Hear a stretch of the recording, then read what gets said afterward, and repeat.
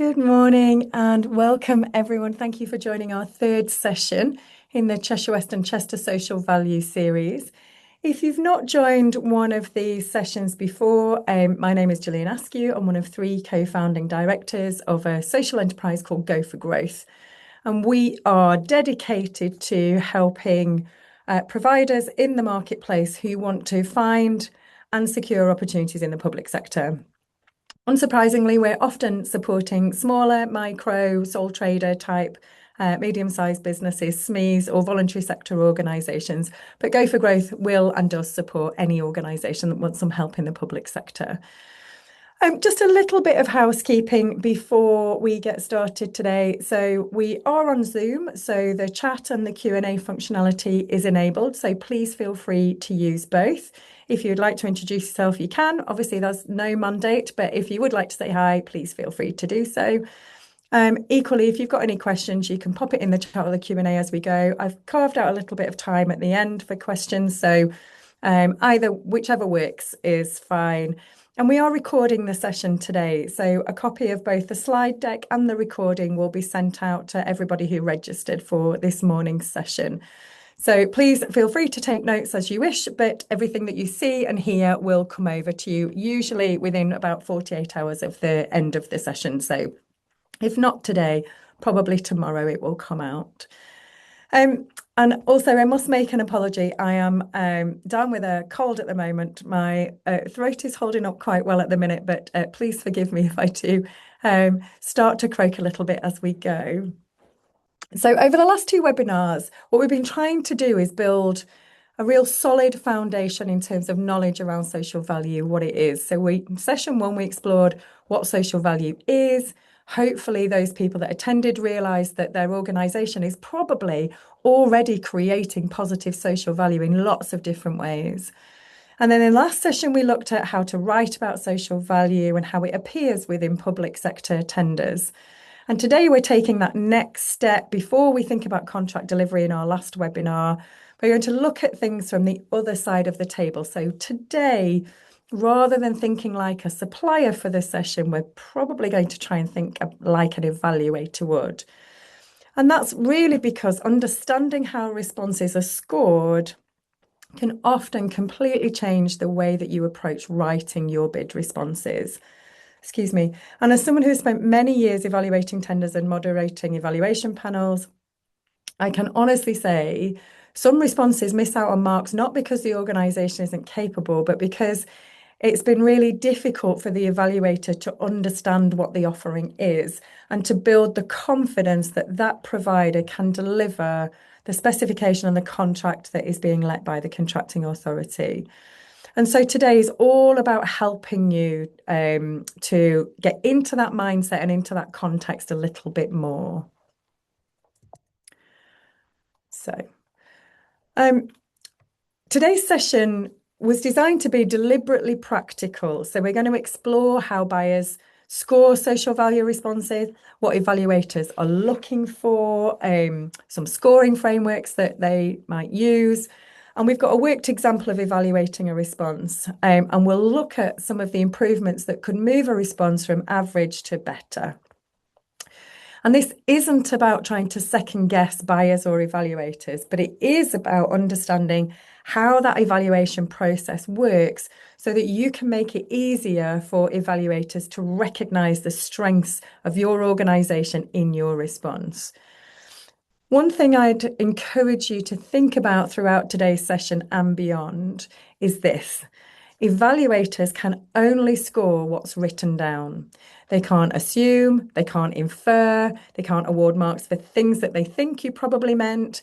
And even if they know you and know what you do, even if you're the incumbent and you've been working for them for years, if you don't write it down, it cannot be included. So if it's important and you want the evaluator to know about it, write it down. And so let's think about why understanding the evaluation process is so important and valuable. Many organisations will spend hours and hours and hours writing tender responses. Surprisingly few spend time understanding how those responses will actually be assessed. And what we're hoping is that understanding evaluation will help you to write more focused answers, to avoid wasting words from a word count on things that won't attract you marks, and provide the information that evaluators really need to be able to score your response as well as possible, to increase the confidence in the evaluators that your commitments are achievable. So think of it this way. Imagine you're sitting an exam. Wouldn't you want to know how the marks are awarded? And in essence, that's a little bit about what we're trying to do here today. We're trying to create that insight and mindset of how an evaluator will look at bid responses so that we can have that in our toolkit when we're writing our own submissions. And so a little bit of insight, I guess. One of the biggest misconceptions is that evaluators are looking for organisations that promise the most. That's not necessarily true. Actually, what we're looking for as evaluators is for an organisation that gives the greatest confidence that commitments will be delivered against the specification. That confidence that we're trying to create is incredibly important. So if we think about then how evaluators turn those judgments into actual scores. So what you can see on screen here is a scoring descriptor. So most public sector organisations use scoring descriptors that look broadly similar to this on the screen, and the wording might vary slightly, but the principles are usually the same. So let's walk through it. A score of 0, major concerns. You can see what the descriptor says on the right-hand side, but it basically means the response hasn't answered the question or creates major concerns about the ability to deliver this contract. A score of 1 would suggest that there are significant weaknesses and the response has created very little confidence in the ability to deliver.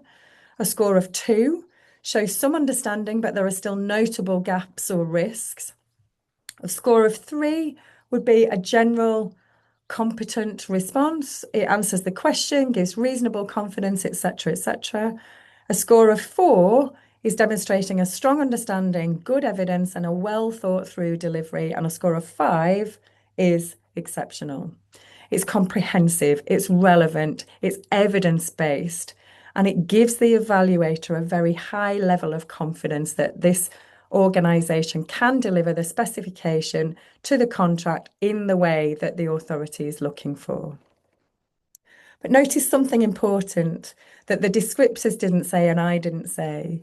The scoring descriptors don't ever say use lots of words. They talk about really 4 things: understanding, evidence, confidence, delivery. Those are the things that evaluators are actually assessing. So we can, when we look at that, it absolutely stands to reason that we want to be aiming for the highest score that we can achieve, because that gives us the best chance of securing our place on a framework, for example, or actually winning the contract when there's only a single provider. So we want to be scoring 5s wherever we can, or failing that 4s, but we are really aiming for 5. But it's important that if we're chasing that score of 5, that we understand that what we're really chasing is that we are able to build that confidence in our evaluators, that our response will answer all of the question. It will be well evidenced. It will show that we've understand it, and it provides a high degree of confidence that the requirements will be fully met or even exceeded by adding either innovation or significant added value. So if we think about, has my answer answered all those questions, etc., etc., have we done our job? So let's have a think. This slide is a great one to always look back on, maybe when you're writing your bid responses, and probably summarises the key messages of the whole session today. And when I personally evaluate responses, I'm subconsciously asking myself a number of questions. Is the response relevant to this contract? Have they answered the whole of the question?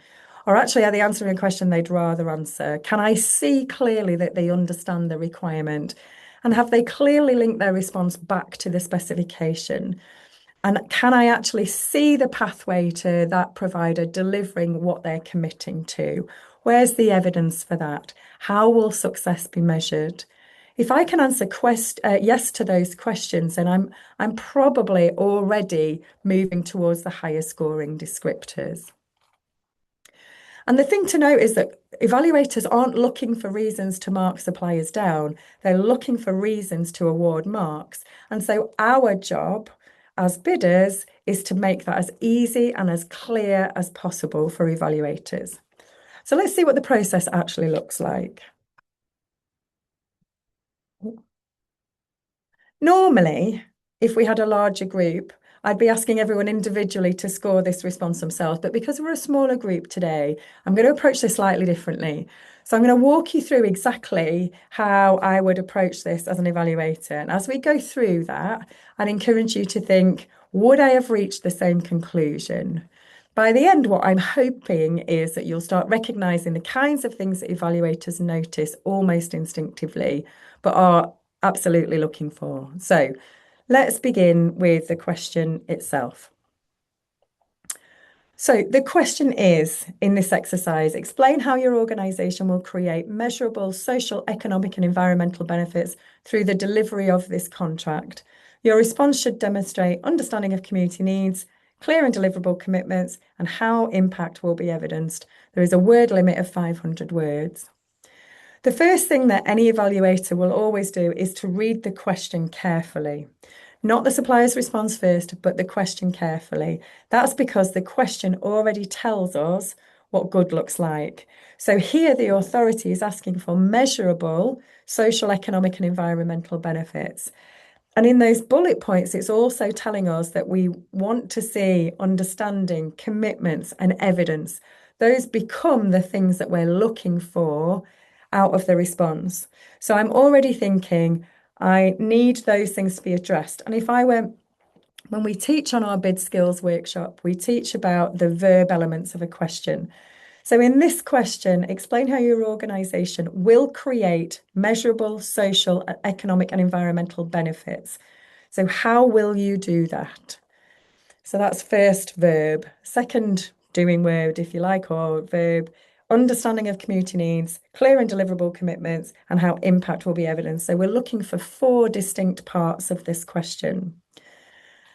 And so what I'm looking for in the answer is all of those core parts being answered. And so one of the simplest ways to improve your score is to structure your response around those doing elements, those verbs, especially the bullet points. So you can almost tick off in your answer, have I answered how I will create measurable social, economic and environmental benefits? Have I answered how I understand community needs? Have I answered how I will deliver clear and deliverable commitments? Have I answered how impact will be evidenced? You can almost tick those things off in your response to make sure that you have answered them.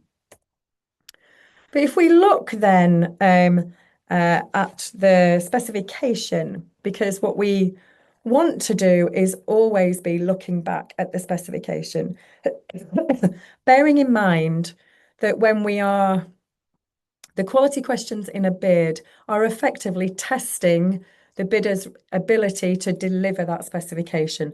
So there are even more clues in the specification. It tells us that this contracting authority in this contract is looking for community outcomes, employment opportunities. It's looking for local economic development opportunities, working with smaller or voluntary sector organisations. It's looking at environmental sustainability and specifically thinking about reducing carbon emissions or minimising waste. It also talks about monitoring, measuring. It talks about reporting. It talks about local needs and priorities. These aren't random words. They're telling suppliers exactly where we need to focus and how we need to reference our answers. And as an evaluator, I will have that specification in my mind when I'm evaluating the scores, the responses to a question and creating those scores. So I'd say we should always read the specification and the question together. They're designed to complement each other. Now, I've got a fictional answer for us to have a look at. So bear in mind that we're looking for local communities, community outcomes, supporting service users, well-being outcomes, employment and training opportunities, especially for local residents or those facing barriers to work, etc.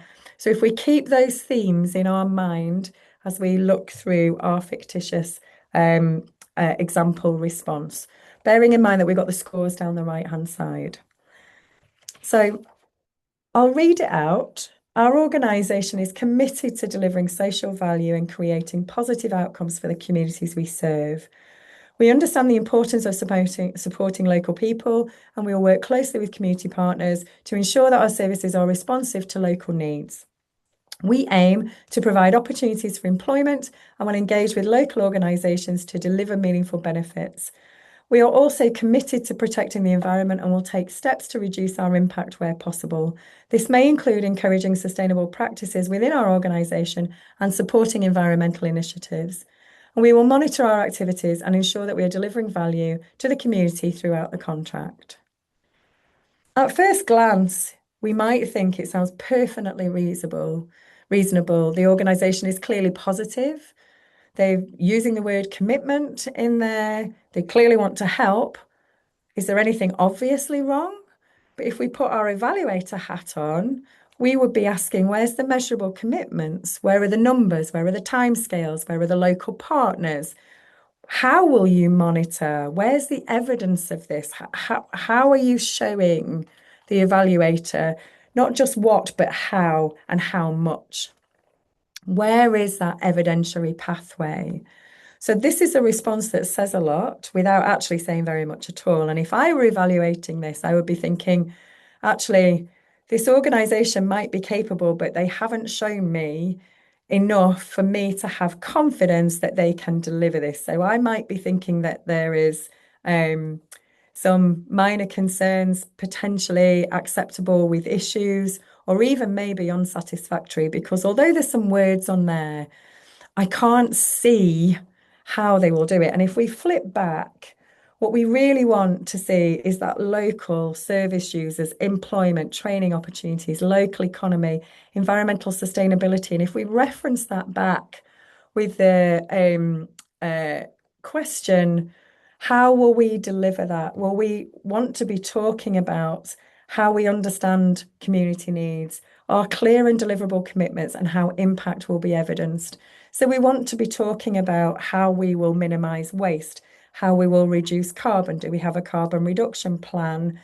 We want to be showing that we understand the local area, the population, how many people face barriers to local employment, how much local employment we might actually deliver, etc. And so let's think about practically how we could improve on this response. Ooh, sorry, forgive me. I was moving around too much. So, how could we improve it in terms of those words? Well, we would need to start by making our commitments more specific. So rather than saying very generically, we'll support local employment, what we could say is we would recruit 2 full-time equivalent employees during year 1, and we will make sure they come within the boundary of this local geographical area, whichever it is. We might identify partners that we work with. We might add timescales of when we will do things. We'll explain how we will measure the success and impact of our interventions. And we'll describe and potentially provide examples of our reporting. And actually, just with those few little tweaks, we've suddenly transformed what is a fairly generic response into something much stronger. And importantly, we've made the life easier for the evaluator. We are answering the question really clearly and logically and thoughtfully. And one closing thought around when you're writing a tender response is to ask yourself one question. If I knew nothing about my organization, would this response give me confidence? If the answer's yes, then you're probably not in too bad a place. If the answer's no, then you know it needs more work. It can always be incredibly difficult to mark your own homework. And so, if you have a colleague in your organization that can help you review your bid submission, um, please use them. You can also use a number of options with Go for Growth. So, we do have a full bid review service. However, it does have a cost associated to it. And you can have a human review or an AI review. Both are costed. As part of our free offer to organizations, we will always work with you on one question response to give you some feedback, to give you some outline gap analysis in terms of how it's structured, how easy to read it is, whether it's answered question. In all cases, it's just practitioner application, so it's our view. And you can obviously use those as you want to in terms of whether you want to amend your bid submission or not. But hopefully there is some options there with bid reviewing to help you.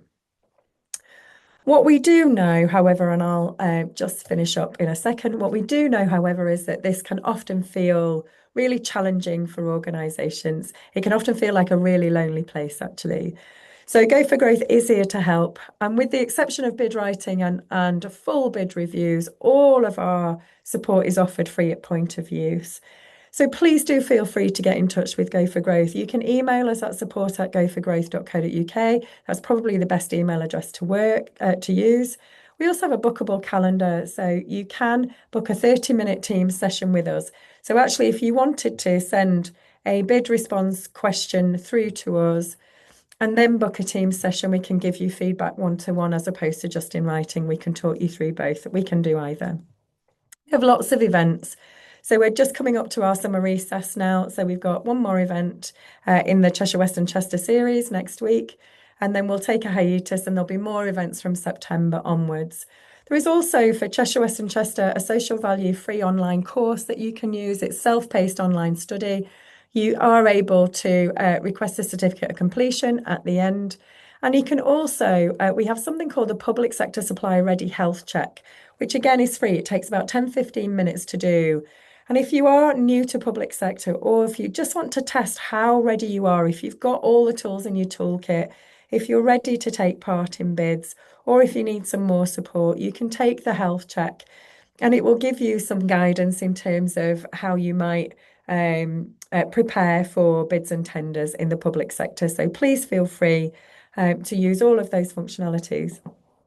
There is also our website, which is www.goforgrowth.co.uk. In our membership resources in the top right-hand corner of our website, there's over 300 free resources to use. There's tutorial videos, there's courses in there, there's workshops, there's templates, there's all sorts of papers in there. They're all downloadable and they're all free of charge. So please do feel free to reach out to Go for Growth if we can be of any more help.